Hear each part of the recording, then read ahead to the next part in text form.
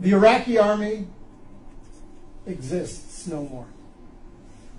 The Syrian army is down to at least 50% of its size of 2 years ago. The Egyptian army, all of its 14 divisions, maybe 7 are in any way active, not corroded, corrupt, falling apart. The Arab military threat to Israel has evaporated.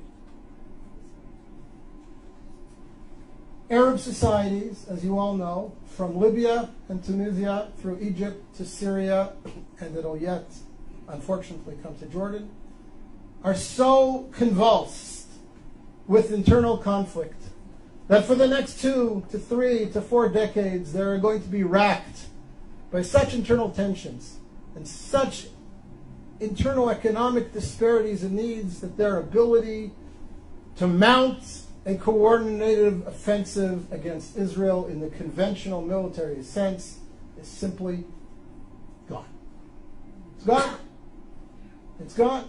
So before we start discussing all the threats and the emerging threats and the dangers that are posed to Israel from the crumbling of the old Arab architecture around Israel, first let's recognize that the conventional military threat against Israel has greatly disappeared.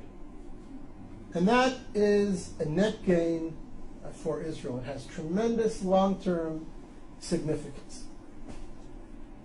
Now, we all know that there are new threats emerging.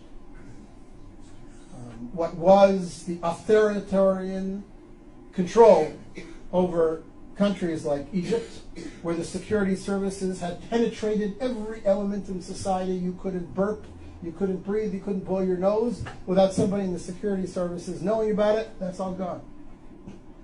Morsi doesn't have control over the streets of Cairo, never mind the sands of Sinai. And whoever emerges as the leader or one of the leaders in Syria towards the future will never have the same authoritarian control over the country that Assad's mukhabarat, his security services, had.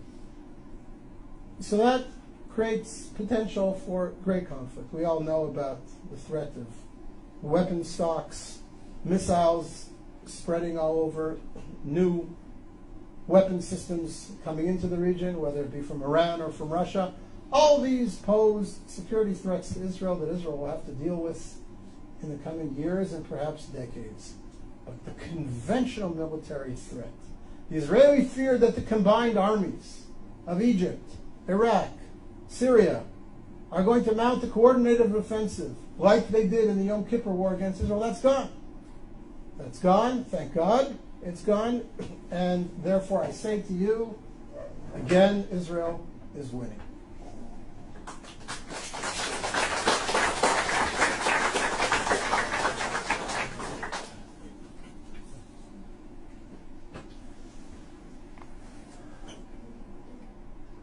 Point number 9, in grand historical terms, of course Israel is winning.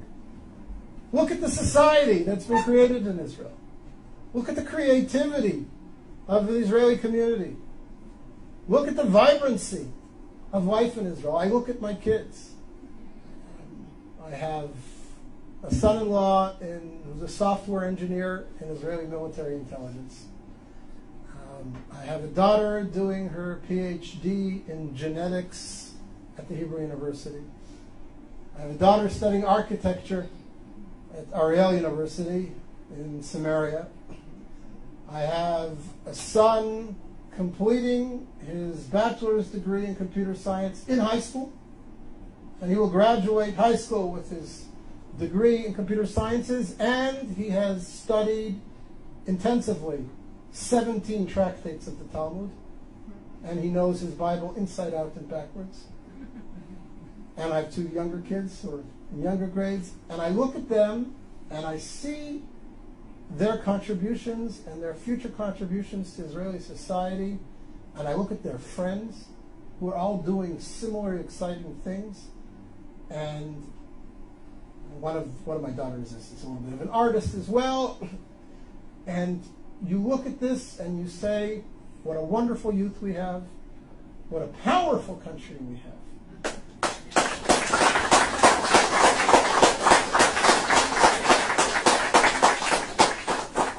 And I don't say this to gloat or to be racist, but it's important for us in terms of perspective to ask, what creative contributions has the Islamic Arab world around us made to the world over the last 100 years? What technologies have been bought by Facebook, Yahoo, Microsoft, and Intel from Saudi Arabia?